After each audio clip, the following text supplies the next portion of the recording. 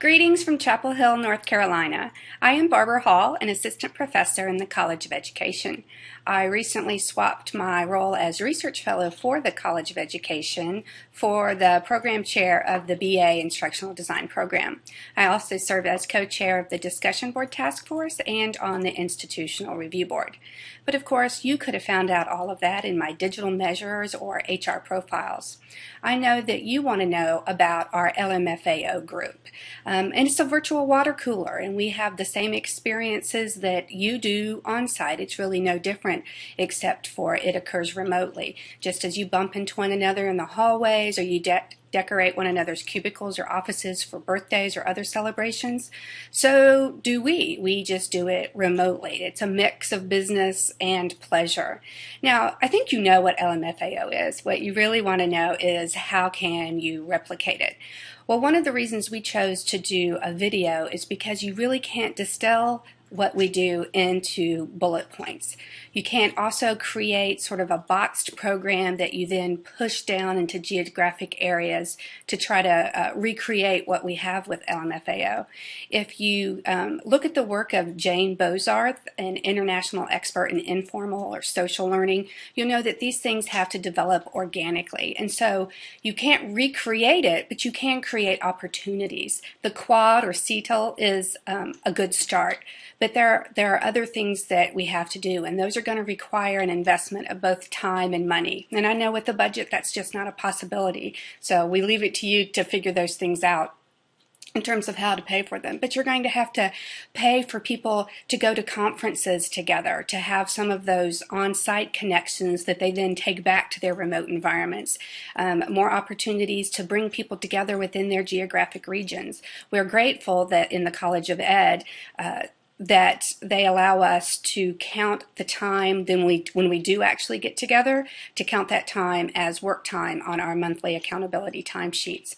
And so that's an example of how you have to invest both time and money to bring people together. And I think that that's really the way you're going to create opportunities for groups like LMFAO to develop organically. Thank you for the opportunity to share a little bit more about LMFAO, and have a great day. Hi there. I get a whole lot out of our LMAO sessions.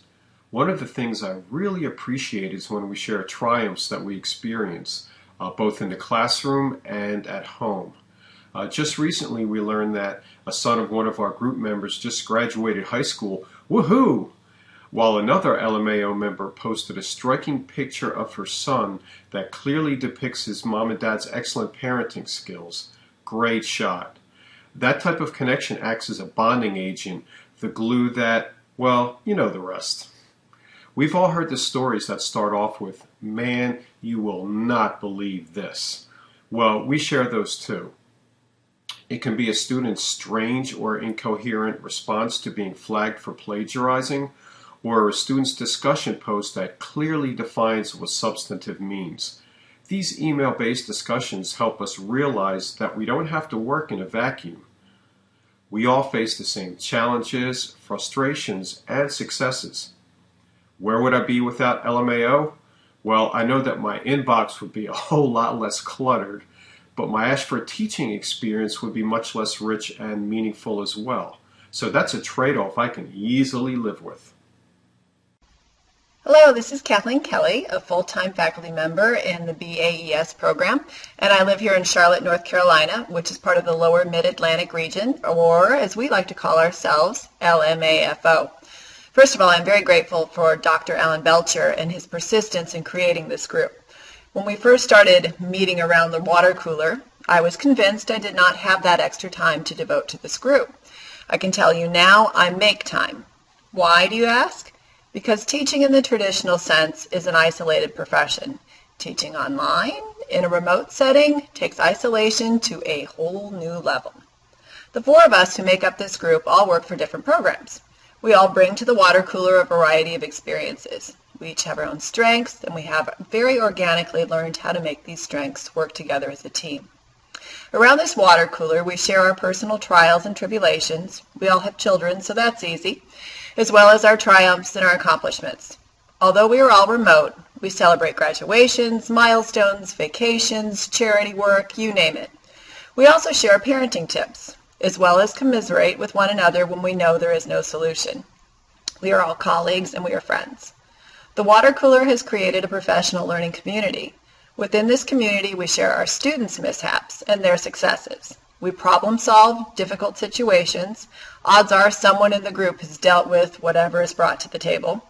We bounce ideas off of one another as well as complain about this, that, and the other thing. But we also offer solutions, suggestions, all in the name of education, all in the name to better ourselves as educators and as people. Our group is now conducting research together. This has been an incredible offshoot of the water cooler. I am learning from the best, and I am taking this new understanding and applying it to other areas of my job. I am grateful to work with such intelligent and dedicated educators.